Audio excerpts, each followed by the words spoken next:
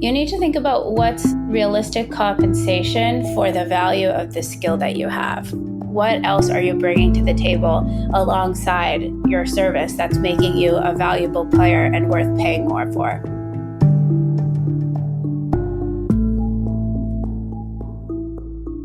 From To Be Magnetic, this is the Expanded Podcast with your host, Lacey Phillips.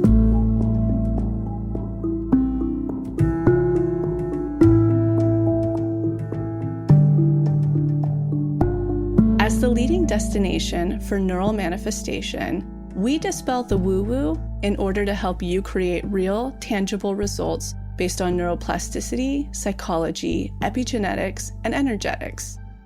Our goal is to normalize the practice of manifestation and empower you to get into the driver's seat of your life in order to manifest the experiences, relationships, and things that most align with your authenticity. Part of our manifestation process entails expanding past your limiting subconscious beliefs.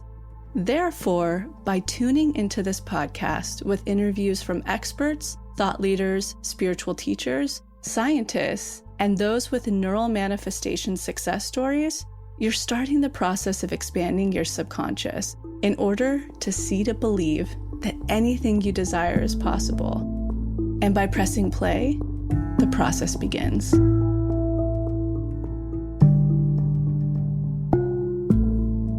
Welcome back, everyone, to another episode of Expanded. Jessica here. I'm so excited because we have on How to Create the Career You Want, Part 2, with our marketing director, Grace Abbott. We had on Part 1 a couple weeks ago. If you haven't listened yet, check it out. It's linked in the show notes. It was such a huge success and you guys loved it, and I'm so excited to dive even deeper in the episode today. So we're really going to focus this one on how to price yourself in the marketplace, whether you have a product, a good, a service, or you are someone just negotiating a salary at a company. How do you price your value and your experience and your skill set within a company? How can you be more than just a service provider, go above and beyond? How can you negotiate price points, package options? And we really dive into positioning a product within a marketplace, why you need to kind of look at the marketplace, see what you're up against, and see how you could make yours unique and different within that marketplace. We also dive into burnout, client relations, setting professional boundaries, knowing when to say no to an opportunity, and how powerful that truly is, even if you might be in lack.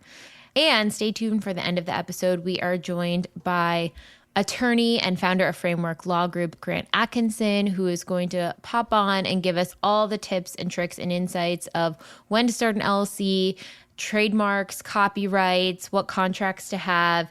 And Grant has some really easy legal courses and templates for creatives who are just starting and not maybe prepared to be working one-on-one with an attorney yet, and is offering 15% off any of those purchases with code TBM15. So stay tuned for the episode for all of his tips. I know you guys are absolutely going to love it. And one other thing I wanted to touch on before going into the episode is just a little bit of an energetic insight or things that I realized this week that I thought could be helpful to share with you guys, which is some of the main roots and themes that were coming up, I want to say around the mid part of the summer, right after the Unblocking Challenge. For me, that looked like big expenses or trips that I had to spend out of nowhere. I was able to pay them and step through that fear, but it kind of like, oh boy, like what is this unexpected thing coming out of nowhere?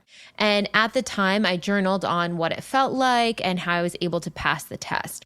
And what I'm noticing is the same sort of theme, the same sort of, are you going to settle for this? Are you going to let this rattle you? Is coming up again recently. And I'm able to now pass the test with even more ease than I did then. So when new things, expenses or whatever pop up, I'm like, oh, okay, I know this energetic. I know what it's like to have these unexpected things pop up. I can pay for them, deal with them, take action on them immediately, and journal on any feelings around it. And when I look at what I journaled around it this time versus over the summer, you can see in even just minor ways the subconscious self-worth and confidence in doing that. And so that is really how you can start to expand yourself on how you navigate tests in difficult times.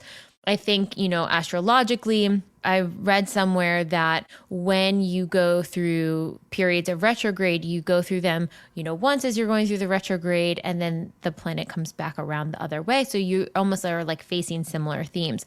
And that kind of felt very intuitive for the themes that were coming up. It's like we're tested on certain subjects or topics. We're at a threshold. We're making new choices. And then now, if you are faced with a similar dynamic, theme, test, etc., how are you going to face that from a brand new energetic, from a brand new place of confidence? And the best way to do that is to be able to track or write down when those things come up. So I guess this is really just a reminder to track and write down your stuff in your journal as it comes up, because you can really, really expand yourself seeing the difference between the two. And even more so important if you are in career and wanting to negotiate new pay options, expand out of certain job roles, or putting new price points in there. See how you felt when you asked for one price point, and then a few months later, when you want to up level or, ask for a new price point, write down the feelings and energetics you had then, and you can even see the up level between the two.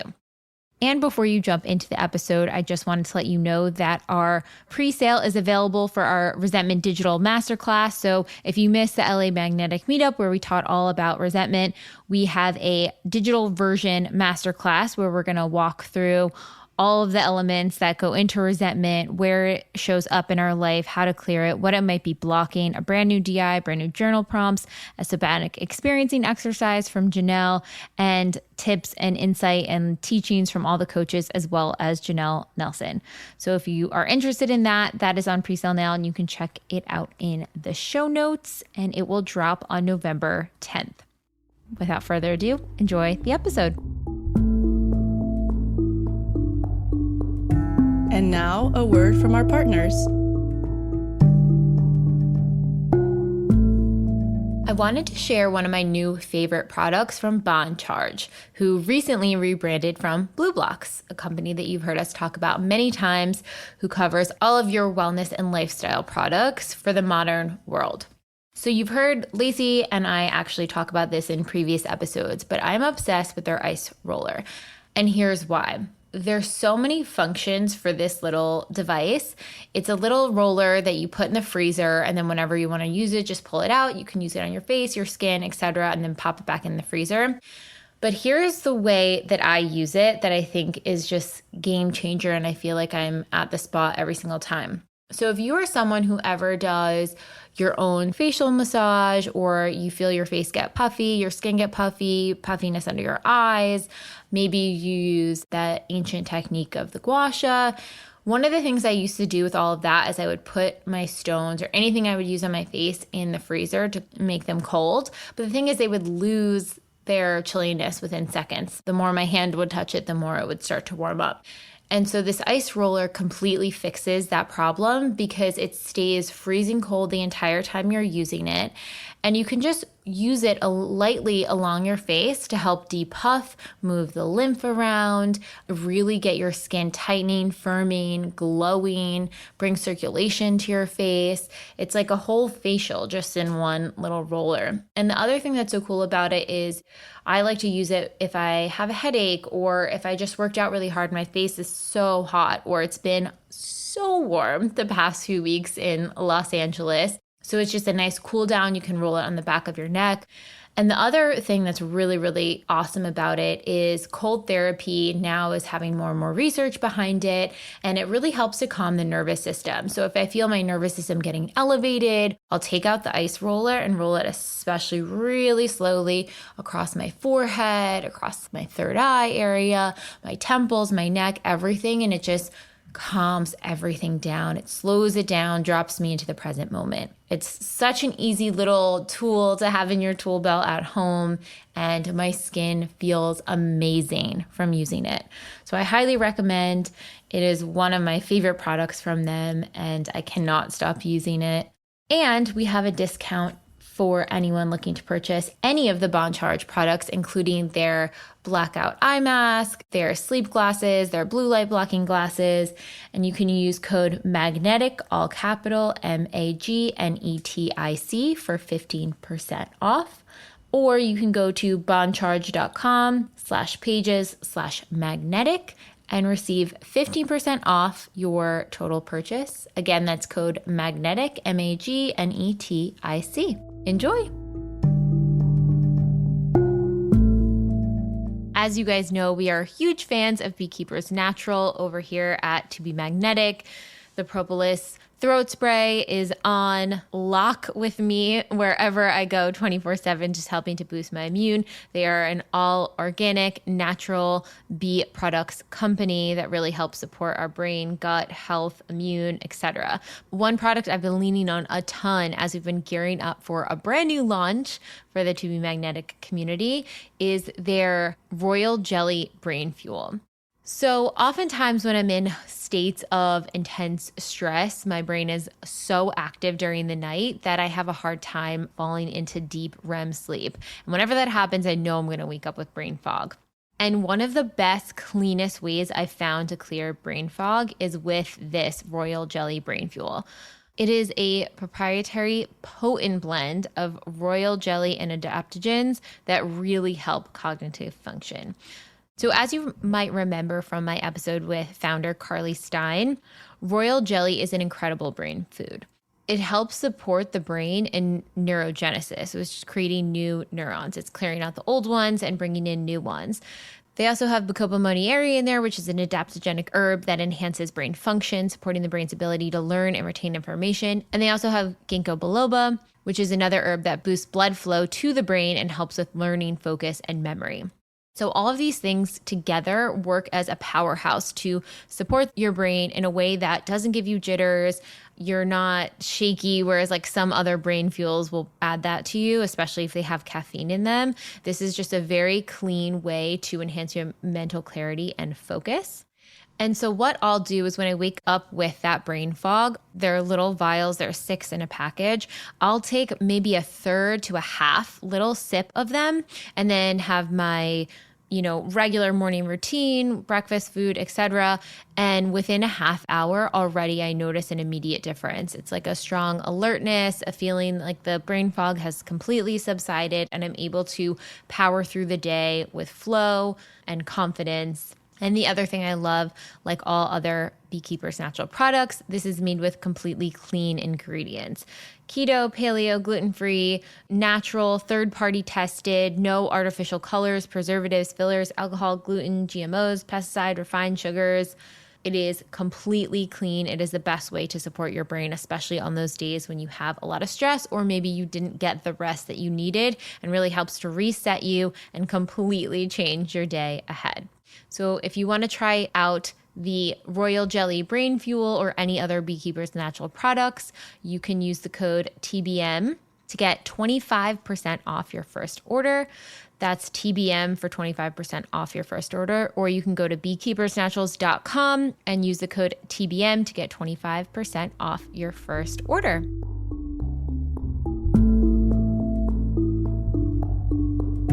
All right, on to the episode. Welcome, Grace.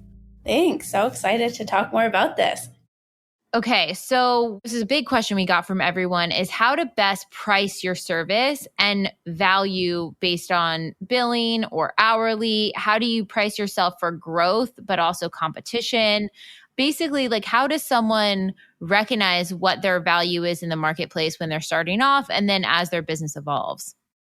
Yeah, I think depending on what skill set you have or what product you're selling, it's going to be really helpful for you to do a little exercise, finding expanders, looking at your competitors, dumping all those prices into a spreadsheet and sort of looking at them side by side and saying, the going rate for this service is this much. And based on the fact that they have 20 years more experience than me, I think I'll knock my prices back by $100 and see how that feels. So definitely doing a bit of competitive research helped me land on pricing. And I think also having a more corporate startup job before this and starting to learn more about like my salary versus my coworker salaries, which is like ultimately kind of maybe a faux pas to talk about, but I think we need to talk about it more. When I realized a coworker who I was providing more value than was making 100 grand more than me, I was like, what the heck?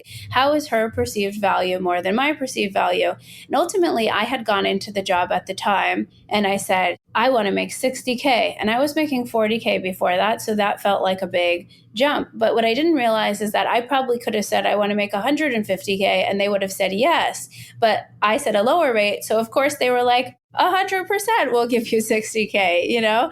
And I also just had a friend who transitioned from one ad agency to now works at a corporate job.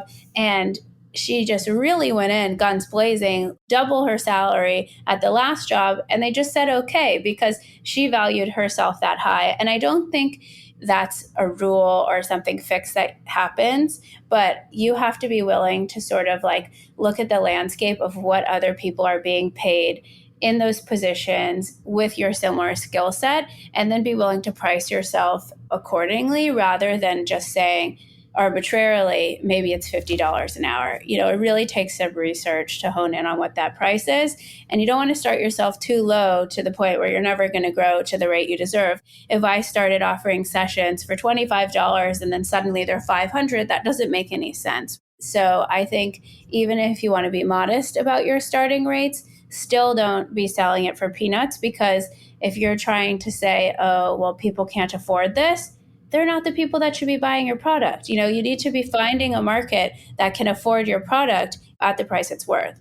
If you're somebody that provides life coaching services or marketing services or chefing services, if it costs them $25, they think, oh, this person's probably not very good at what they do if it's only $25. So then you're putting yourself in a place where you're in lack and you're saying, nobody's going to buy this unless it's $25. So you're assuming all those other people are in lack because you're in lack, when really you need to be putting an accurate value assessment on your time. What do you need to make back for your time to feel worth it? And then also, what's the perceived value from the other person associated with the price that you're putting out there? And I've even noticed, like, when I raise my session rates, and each time I raise the price, I have new clients come in. And it's not like, you know, I'm adding any more or less to the service. It's just that I'm putting more value on it. I'm putting more value on my time. And ultimately, my time is worth a lot more than I'm even charging for the service. But it's taken me time to see, oh my gosh, if so-and-so's charging this much an hour, I certainly can. I'm providing that amount of value. And then every single time I up level, people meet me there. I think that's a great point. I'm definitely all for salary transparency. I think that's amazing. But I also think it's an interesting thing to note that because you were expanded in the 40K, you asked for 60K because that felt like a tangible, realistic next step for you. And so you also have to note, okay, what am I expanded in at this state? You might have only been expanded to know that you could make 60, but once you saw the coworker that's doing the same job or not as much as you was making 100K more, boom, now you're expanded for 100K more. So it's like you have to kind of also really check in with yourself of what am I expanded with and unblocked at right now? Because I've definitely seen people who, let's say we're making 50K and then are like, I'm worth 300, but they've never made 300. They don't know anyone who's made 300. They're just putting out a number. And then the company's like, oh, we can't afford that. Never mind, pass.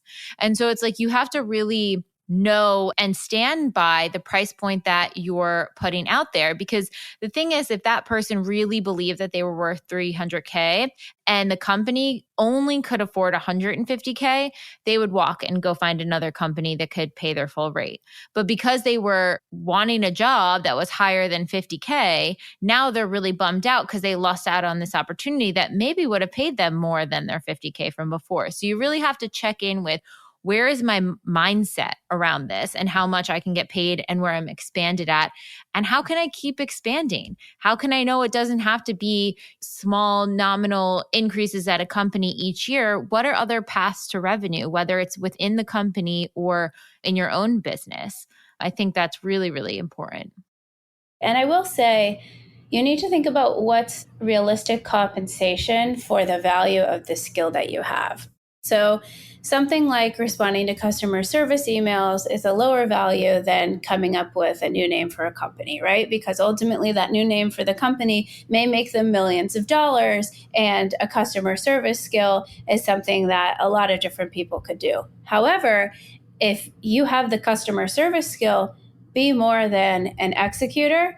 Come to the table with ideas, with strategy, with ways that you can think outside of the box and bring more to your role. That automatically makes you a really important player on the team that's going to punch out of the perceived value associated with customer service, because all of a sudden you're not just on the team because you're doing a skill, you're on the team because you're an asset to the team, because you're really thinking about the company, because you're really engaged in the growth, and you're coming up with a whole new system for customer service.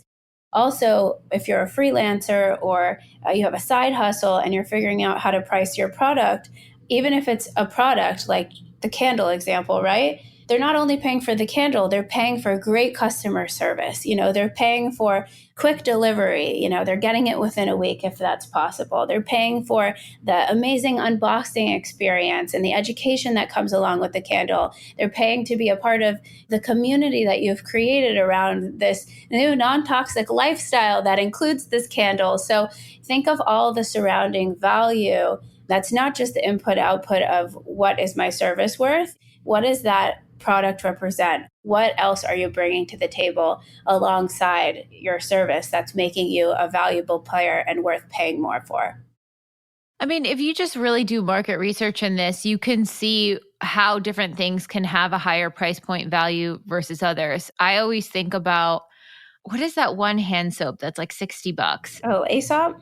Aesop, right. There's that one. And then I think there's Byredo. I remember when I first saw that there was a hand soap for $60, I was like, okay, I think that's chic and cool. I want to get it.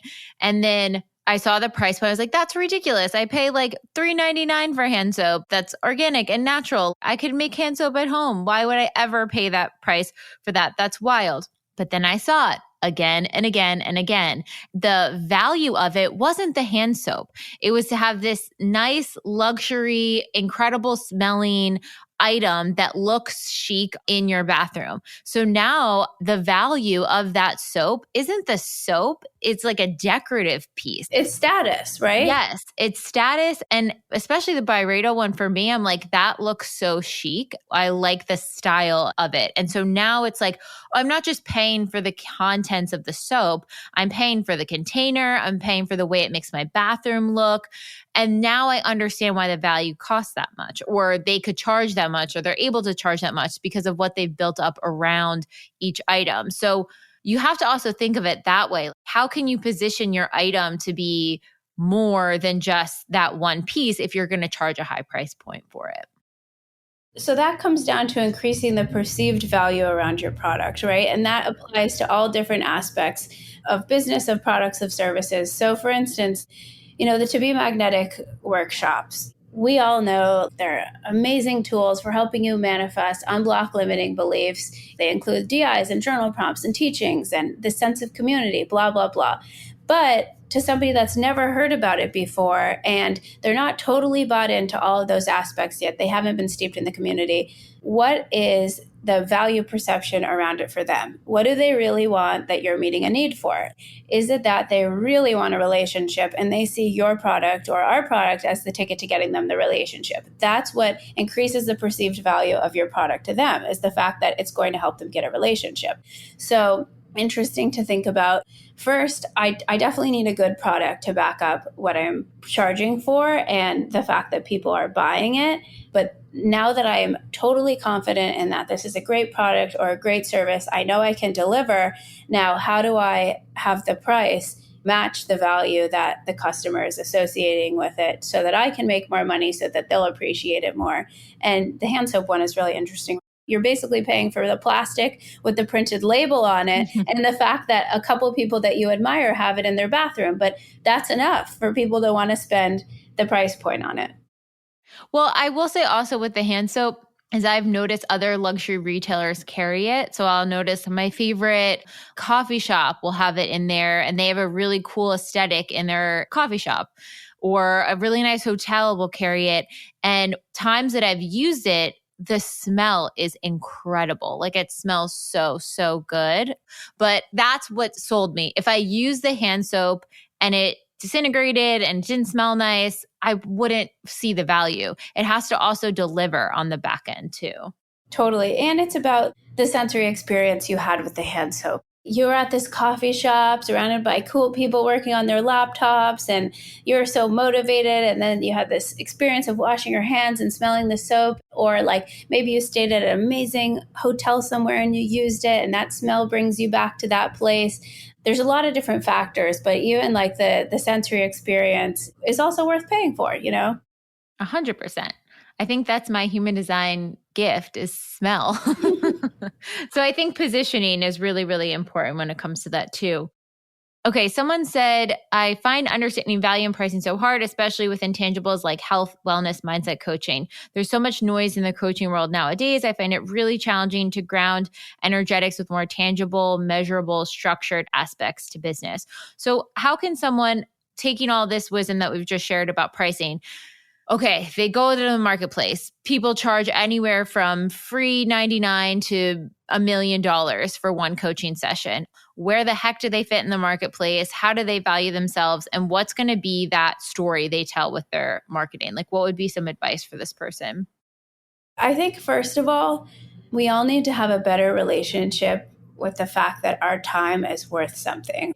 When people book a session with you, they're paying for your time. And I used to have a really hard time with this because I was used to delivering a product, right? Like they paid me and they got a website, or they paid me and they got new copy for their homepage or something like that. Now people pay me and they get my time and they get my advice and they get the last 10 years of expertise and trial and error and successes and failures. And all of that information now is worth more than delivering them a tangible asset. So first, I need you to all to think about how much is my time worth? Would I spend an hour on the phone with someone for $10? Think about what you really need to make for your time for it to feel worth it.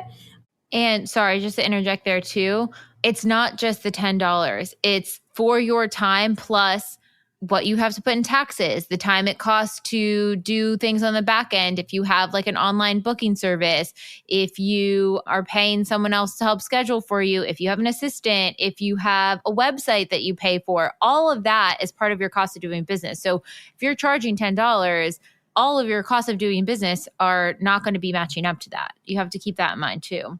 Totally. And then it's like a game of playing with pricing. I think first you need to think about how are you going to meet your baseline needs. Take a step back for a second and think about how much is my rent? How much are my expenses? How much money per month do I think I need to live? Now, can I reasonably start my own business and make that much money in order to cover all my bases? So let's say you need $3,000 a month to cover all of your expenses. Now start to do some math.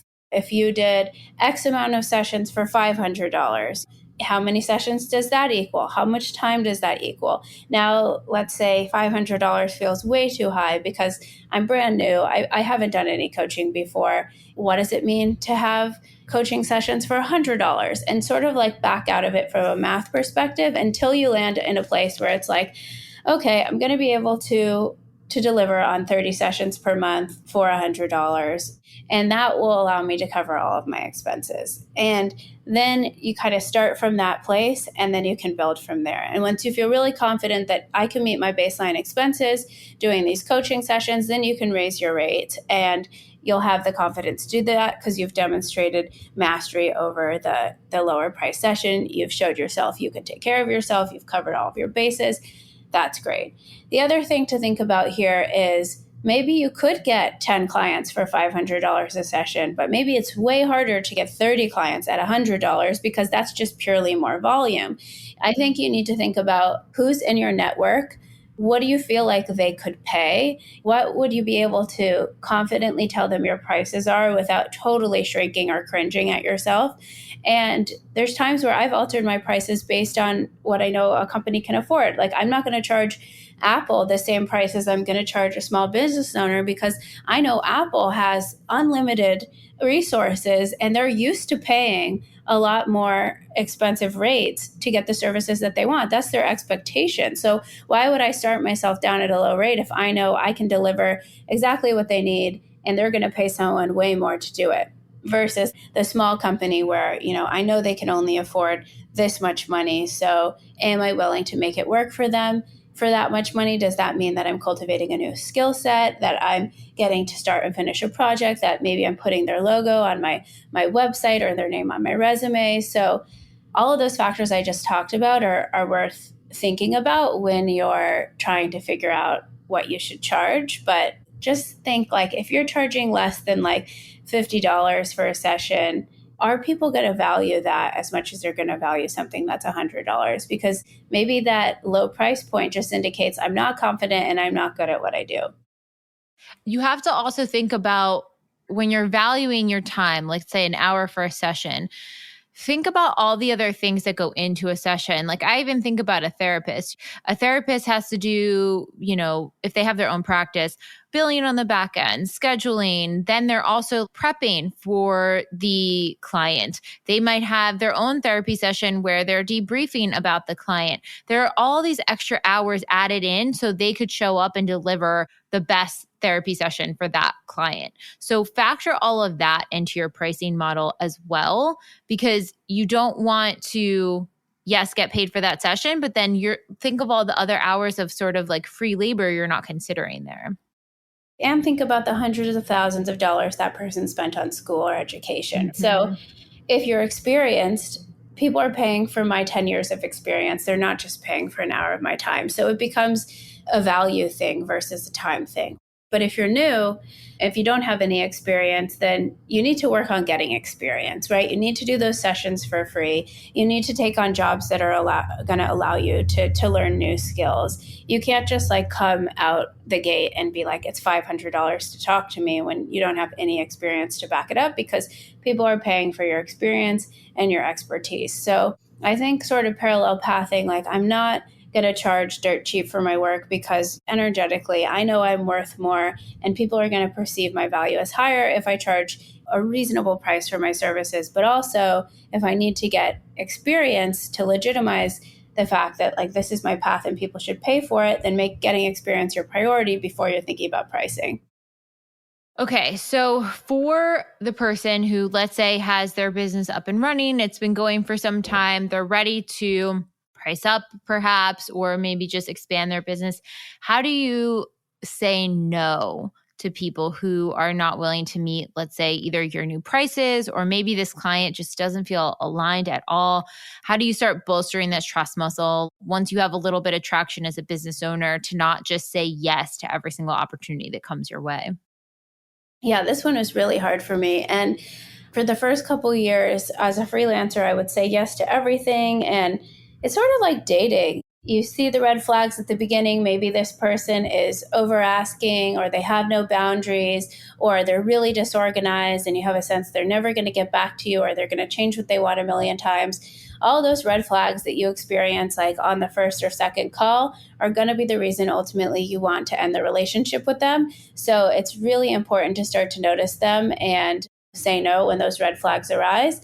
And at first, I think it's okay to mess up and, take on 10 clients that are misaligned and learn. It's more valuable to learn from what you don't want and then get to a point where, you have the discernment to say, oh my gosh, the last 3 clients that acted like this, it didn't end up well. So I know I'm going to say no to this one.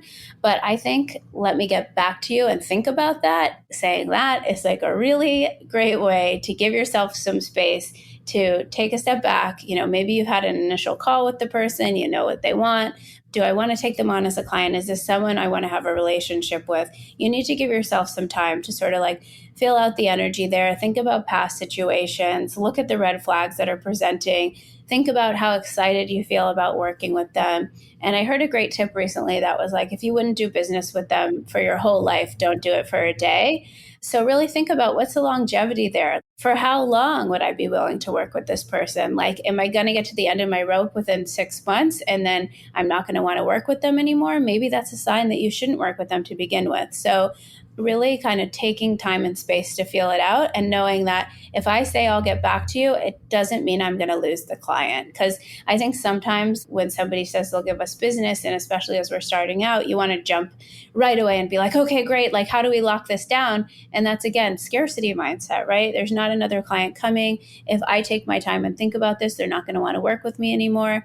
It's really going to be the best for you to have the initial conversations and then take a step back and see how it feels. And, this is a great opportunity to be bolstering your trust muscle. What did it feel like with the clients when you loved working with them? How did the preamble go? Like, how did you get connected to each other? How did the process go? And kind of detail out that. And it's like, oh, yeah, I remember when it felt like when it was a really aligned client. And then when you have those early on meetings with prospective clients, you can see, okay, wow, this person doesn't feel aligned. It doesn't feel like the ones that felt good before, or yeah, it does. And I can take them on. And everything you do is ultimately an asset to you, right? Taking 10 calls that don't lead to any clients is experience. You're learning how to get better at pitching and feeling out what kind of clients you'd want to work with, figuring out different ways to say things, or maybe you're honing your follow-up email, or maybe you've made 10 proposals and everybody said no, but every single time you make another proposal, they get better and better. So I think there is an aspect to like repetition and experience that, is so valuable here. If you're hitting a wall and after like 200 calls, nobody wants to work with you, then check yourself. Am I good at this? Am I positioning myself right? Is it too expensive, too inexpensive? All of that good stuff. But I think we have to have the humility to be beginners and to be willing to learn through those experiences too.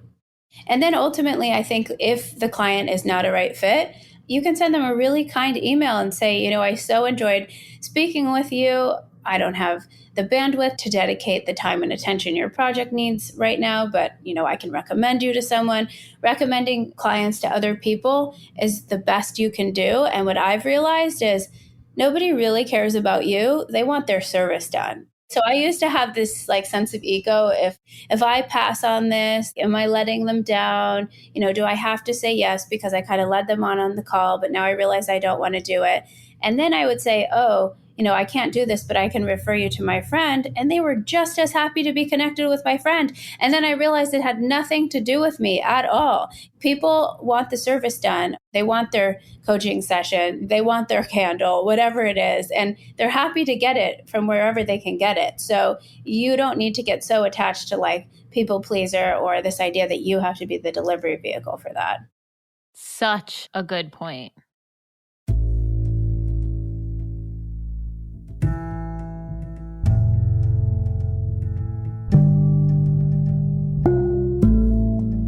So I'm quickly interrupting this episode to invite you, if you're ready to start your manifestation journey, or if anything you've heard in our manifestation episodes has piqued your interest to begin. We have a la carte workshops in everything from the basics bundle, which is what we recommend to everyone who starts. It's the formula that actually teaches you how to manifest, unblocked inner child, and unblocked shadow. We also have a la carte workshops on love and money. But the real gem is the Pathway membership because it encompasses every single workshop we have. It's a year-long membership with full access to the few a la carte offerings we have and exclusive workshops not available anywhere else, such as the daily practice, which is what everybody in the Pathway uses, hopefully at least 3 times a week to daily in order to truly create the new neural pathways that one needs in order to manifest, and houses the library of our deep imaginings, which is our unique hypnosis process that allows you to get into your subconscious and overwrite those old neural pathways, creating the new ones. You can use our special code EXPANDED, all caps, EXPANDED, to receive $20 off your first a la carte workshop purchase or $20 off your first month of the pathway. Again, that's all caps, expanded, EXPANDED. Okay, now back to the episode.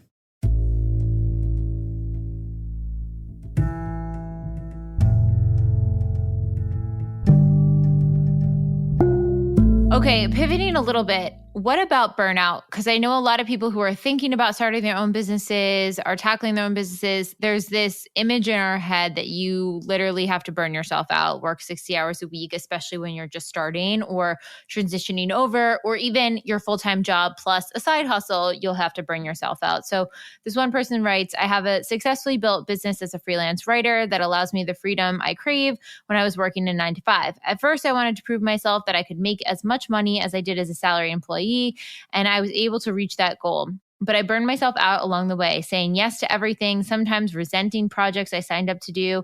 I started feeling undervalued, and some of the clients started to take advantage. I started setting boundaries and not working with the clients who didn't respect or pay me, but it's hard for me to turn down work, especially during months when my workload is light. I know these are tests, and I'm working to say no to the opportunities that don't serve me anymore. But as I do this, how can I take more aligned action and start attracting new, higher paying, respectful clients?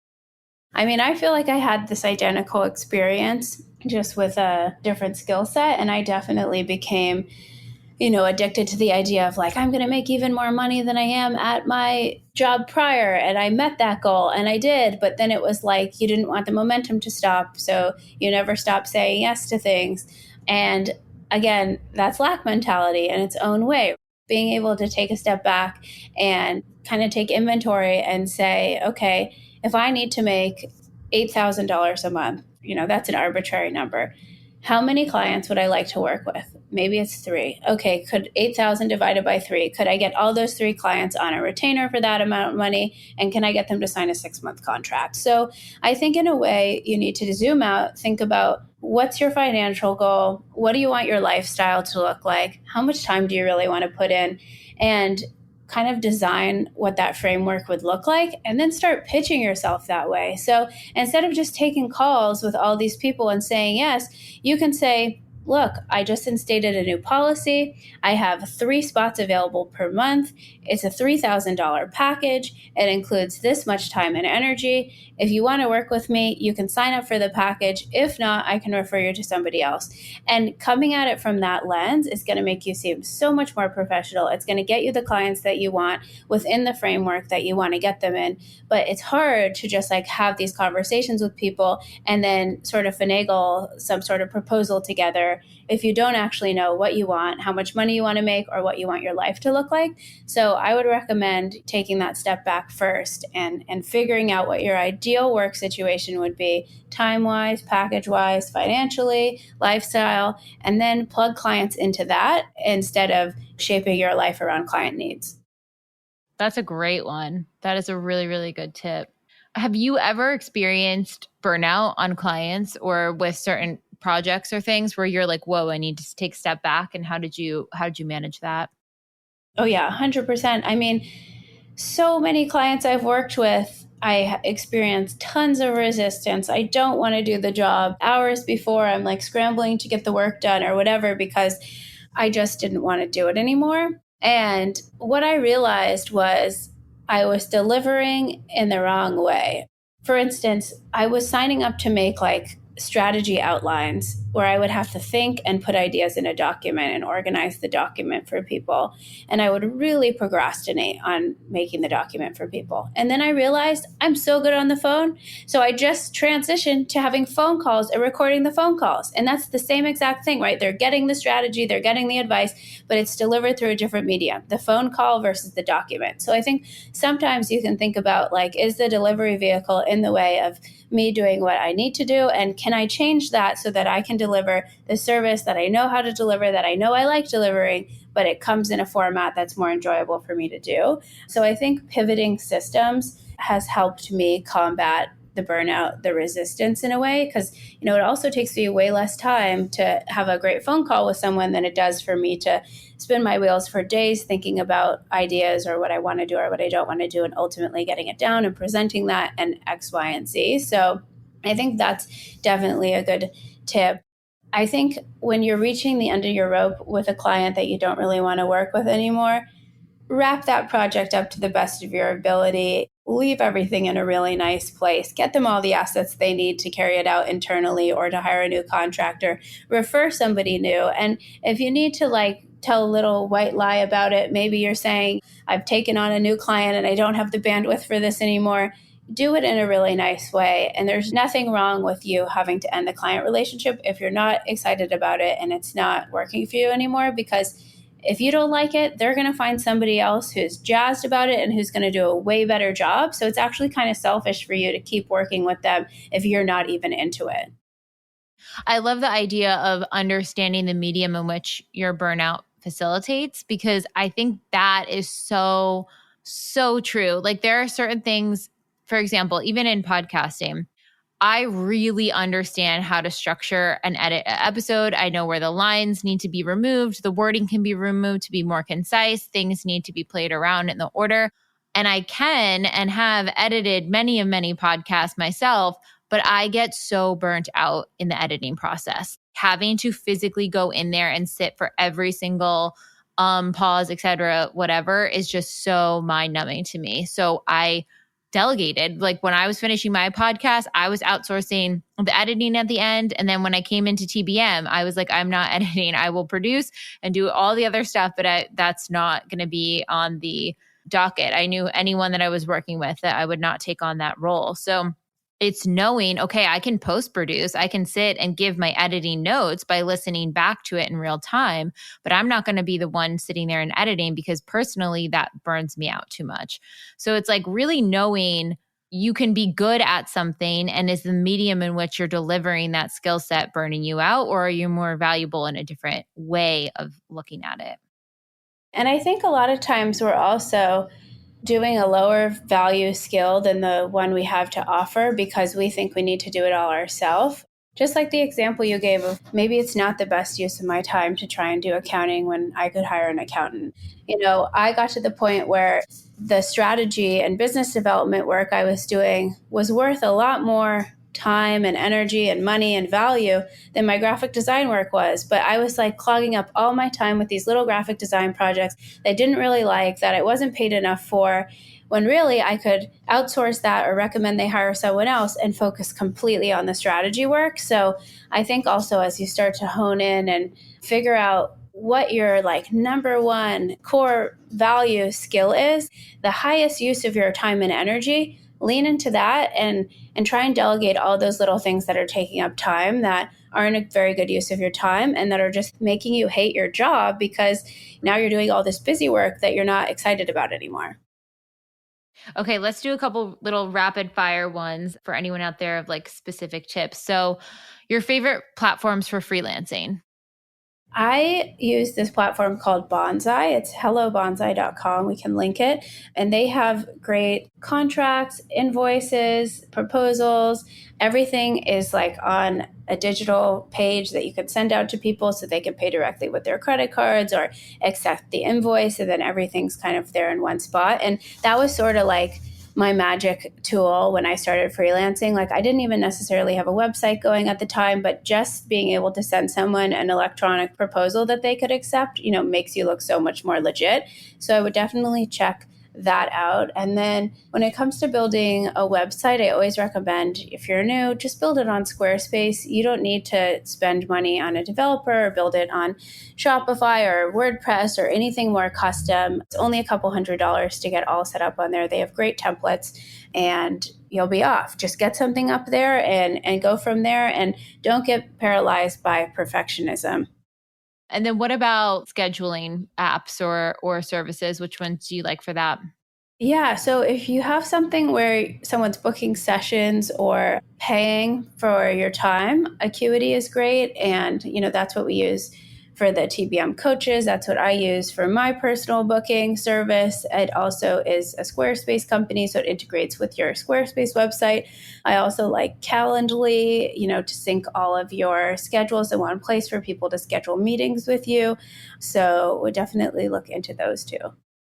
And then what about for billing or payment processing? Yeah, I use Bonsai for that. Like I talked about, they have invoicing and then you connect it to Stripe and PayPal. Stripe is a website that allows you to process credit cards and then you get paid to your bank account. So Stripe is probably what you're going to have to set up to collect payments, whether you're a service provider selling a product, because if you have a website where you're selling a product and collecting cash, it's going to need to go into your Stripe account to be direct deposited into your bank. So yeah, I would look into Stripe, look into PayPal Business, and I like connecting it all to Bonsai or to QuickBooks as an easy way to process payments. And then how early on would you say someone needs to look up getting into something like an LLC, getting an accountant, bookkeeper? What about all the back end stuff? How early on or what price point do you think people should start to really take that seriously? Yeah, I feel it's less often that people jump the gun on that stuff and more often that they procrastinate on it and then find themselves in a pickle come tax season. That definitely happened to me. I actually did set up an LLC right when I quit my job because for some reason that seemed like the first course of action for me, even though I didn't necessarily need to do it right away.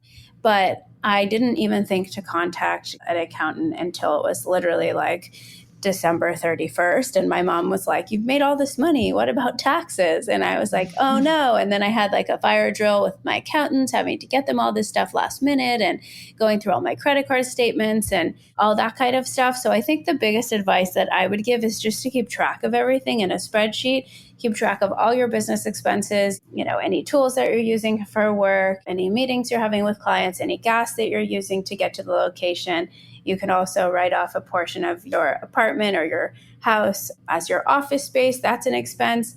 So definitely keep those in a spreadsheet, and then also keep all of your income in a spreadsheet. Even if you're just reading tarot cards and somebody's Venmoing you $50 a session, keep a spreadsheet and write their name, their email, and the amount of money. And then at the end of the year, you'll be able to see, wow, I made $2,500 on this. Like maybe it is worth launching a business around this, or maybe you've done like 100,000 in revenue the first year, and that's so awesome. But then you definitely need an accountant, and you need to do your tax return, and you don't want to get audited, So I think when you're launching your business, do your own research, talk to an accountant, figure out how you should set up your business based on what your product or service is. They can tell you do it now, or you can wait until you make a certain amount of money and do it later. But it's definitely not something you want to ignore or neglect, because it's going to be better for you to get things set up correctly up front rather than having to make it up later, which is ultimately just going to be stressful. So good. Well, thank you so much, Grace. I mean, this was amazing. If you guys love and like these types of episodes, let us know. We can do more specific themes or anything to cover in this.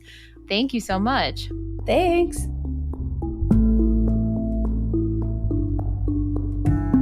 We have a really fun segment for you guys where we're going to bring on Grant Atkinson from Framework Law Group, who's going to break down what you should do as a freelancer, someone starting a business. What are those insider things that you have to do to cover yourself when starting a business, whether it's LLCs, corporations, trademarks, copyrights, contracts, all that fun stuff. So welcome, Grant. Thank you so much for having me, Jessica. So, okay, break it down for us. For someone who is just starting their side hustle, they're really going into the business for the first time, they're starting to collect funds. When do they open a business account? When do they launch the LLC? What are some of the things that they should really have in place in those early stages of starting a business? Yeah, for sure. Happy to break that down. And first, real quick, I am an entrepreneur too. I'm a creative originally, and I became a lawyer because I wanted to help my creative friends. And then when I actually went out into the law market and found my first job, I did not feel like I was serving that purpose. So I took the entrepreneur leap and left that job and started my law firm, Framework Law Group, for creatives. So super excited to break that down for you now. So if you are starting a business, there's generally 3 buckets of things that we look at. The first bucket would be your business registrations. So whether you are a sole proprietor or if you've set up an LLC or corporation, there's usually a few baseline registrations that you should be thinking about. And for any business, regardless of entity type, you typically want to have a business license with the city where you're operating. In addition, if you are doing business as a name, that is different than your real name. Like if I'm Grant Atkinson, an individual doing business as Framework Law Group, then I will need a DBA to establish that nexus between my name as an individual and the creative name I came up with my firm. And if I had a corporation, however, like I do have a corporation, Framework Law Group PC, that's the actual name of my corporation now, so I don't need a DBA. But generally, DBA if you're doing business under a different name. And then there's also commonly a seller's permit, and that is something that you would register if you are selling.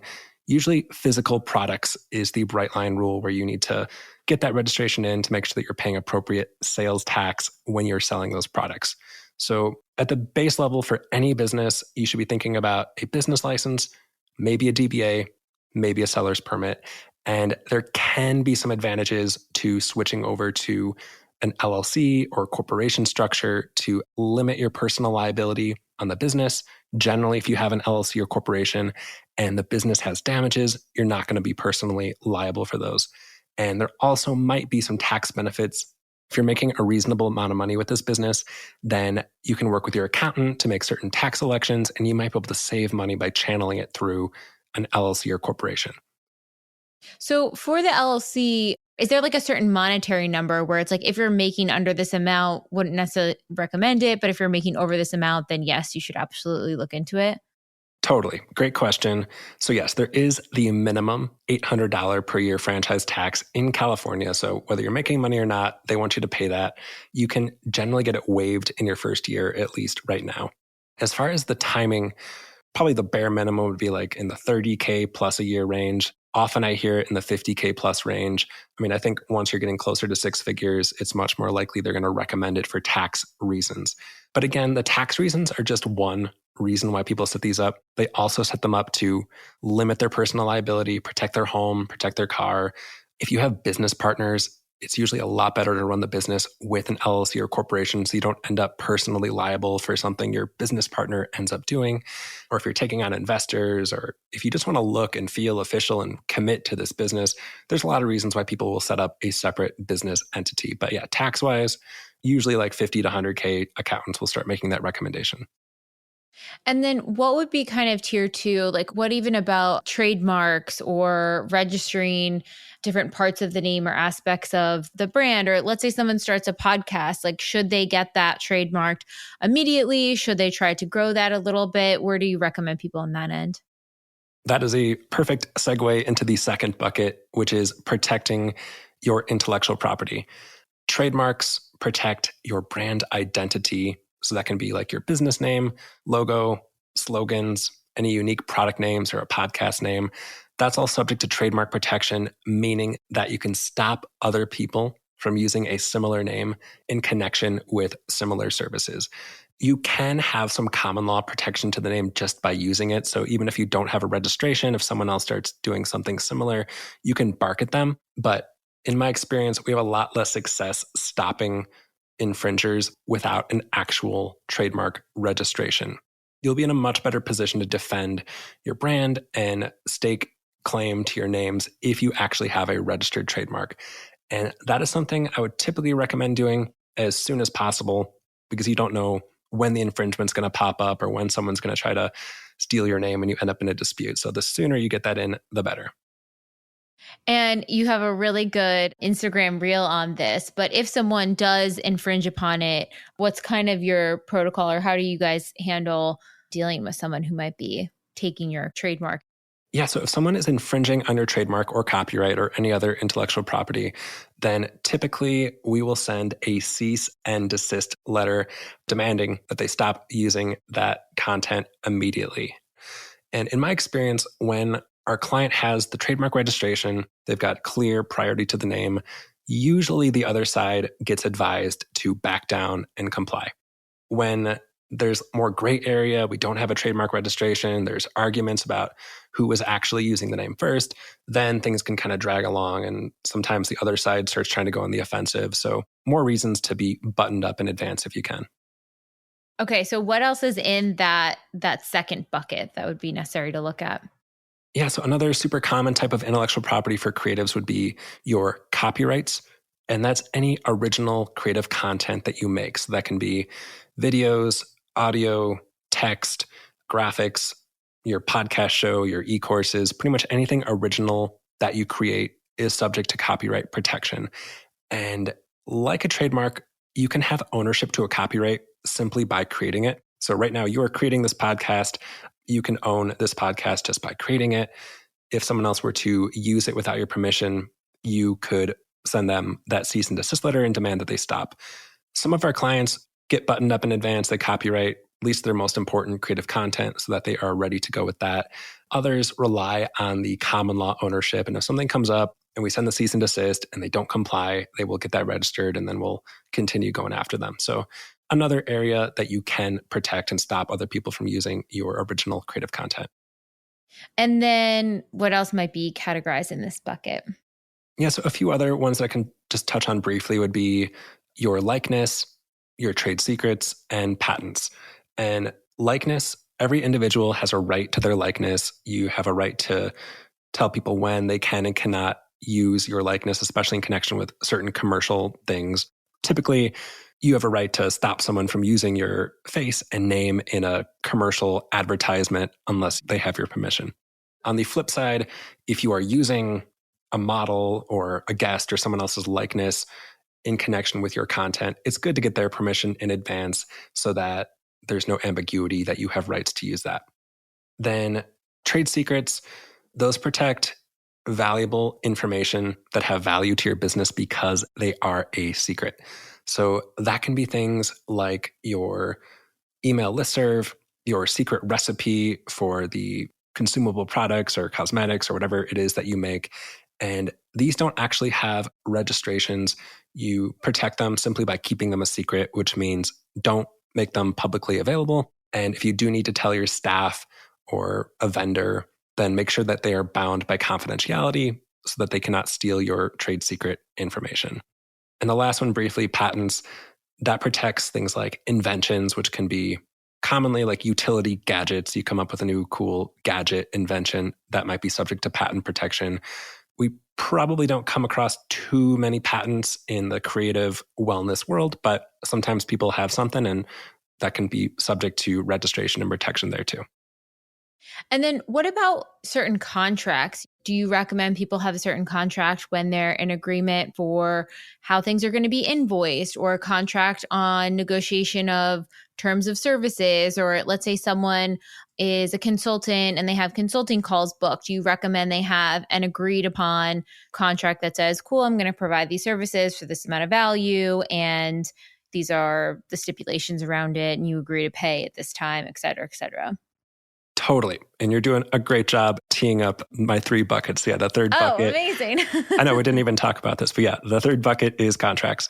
So when you're starting a business, there's typically some contracts that you want to have ready to go for your day-to-day business operations. So if you are a services provider, like you are a creative designer, or you provide coaching, wellness services, or consulting services, you typically want to have a client service agreement that outlines your services, rates, things to protect you when you are engaging with these clients to make sure that you get paid. And if something weird comes up, you've got the right language in there to protect you.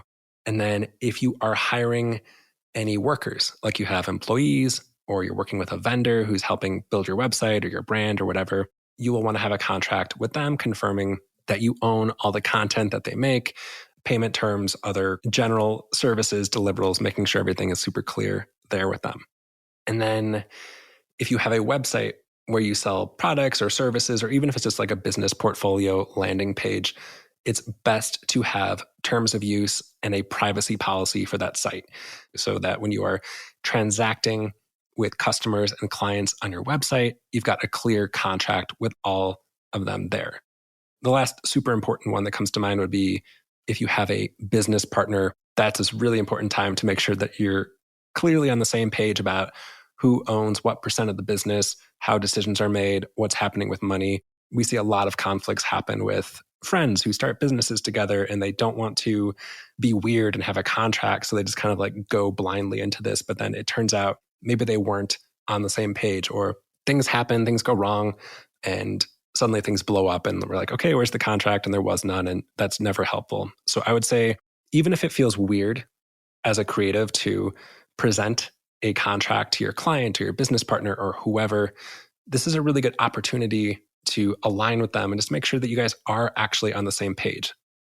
Yeah, I think, I have a lot of friends who are in the music industry, and especially between managers and artists, it's like a handshake deal. They're like, yeah, we'll work together and this is the percentage and whatever. And that works out until it doesn't. And then they have no contract or paperwork. And I've definitely seen friends go separate ways or whatever it may be. And then they have no legal bounds to each other to pay each other. It's he said, she said, and then you wind up not getting paid. Exactly. Ideally, you've got like a well-drafted contract from an attorney that you use in all these scenarios. At the very least, it's better to like just get something in writing at the very least. Like, how much are you getting paid for the work that you're doing, or what are the services? Just send an email. So at least you've got something to look back to. But again, if you can get those like well-drafted templates ready for you in advance, that's the best scenario. So where can someone go to start putting some of these steps or these buckets into action? Is it that they find a lawyer that they trust that they can work on drafting these documents? Is there a resource that you like to point people to? What would you recommend there? Yeah, absolutely. I mean, certainly working with a business intellectual property lawyer that they trust is a great step to just make sure that you are doing everything correctly. I work with a lot of clients that did some DIY legal off the bat, which I totally get because you're starting a business and you kind of feel like some stuff needs to be done and you do some research and maybe you go on LegalZoom and do some filings. And maybe that accomplishes some things, though I find a lot of people make mistakes or get the wrong filing or the wrong contract or register their business in the wrong state or whatever. So the DIY help can be an okay start, but having someone who's been through all this is certainly advisable.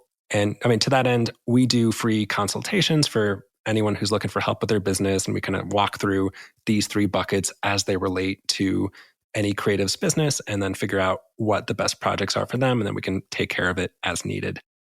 I also recently launched a law academy. There's e-courses kind of walking through these buckets in more detail with more information so people can make smarter choices in navigating each of these 3 buckets. I have some DIY kits going up on there, walking through some of the simpler filings. Like if you just need to get that DBA, that business license, or some other basic filing, I've got some DIY guides in there where I'm walking through what that process is like. And I'm also uploading one by one my library of contract templates available for people to download. So if you're looking for that services agreement or contractor agreement or NDA or whatever you need, all of that will be up there as well. I love that. I feel like the community is about to blow up your website right now with all of this because it feels very confusing for someone who's brand new, just starting out. They're like, where do I go? Who can I trust? Who has actual terms, agreements, etc. So I'm sure a lot of the TBMers will be showing up on your website to check out some of these things. I am happy to be a resource. Fantastic. Well, thank you so much, Grant. And where can people find you, connect with you, check out more Instagram content, all of that? So you can follow us on Instagram at Framework Law Group. And we've been doing multiple reels every week with little legal tips. And then you can also check out our website at frameworklaw.com. And then the new academy I set up is at frameworklawacademy.com. Thank you so much, Grant. Thank you, Jessica.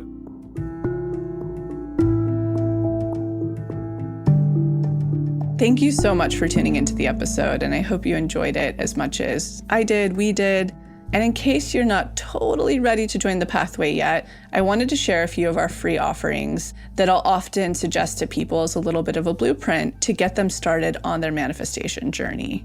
The first place I like to direct people completely for free is the motivation. You can see it linked below or on our homepage as our testimony library. And it's categorized by different subjects, whether you're calling in career, money, love, wellness, and much more. When you're reading about a member's experience of what they manifested, you're actually seeing to believe and showing your subconscious that that very thing is possible for you. The second place I like to direct people is to the free clarity exercise, which is also linked below. In it, you get to try our own unique hypnosis process, learn about the science, and some journaling prompts. And the best part about this You'll get a tiny taste of what it's like to go into your hypnotic state, bring your subconscious forward, and create new neural pathways while receiving clarity. And the third thing, if you haven't listened to it on this podcast yet, please go back to the episode titled Manifestation 101, where you'll learn the basics of neural manifestation to truly understand this process. So go ahead and check out those free resources, the motivation, the free clarity exercise, and the episode Manifestation 101, all linked below.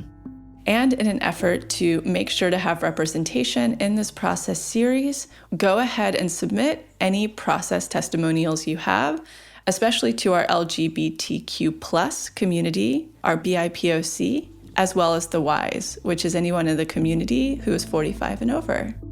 All right, we'll be back next week.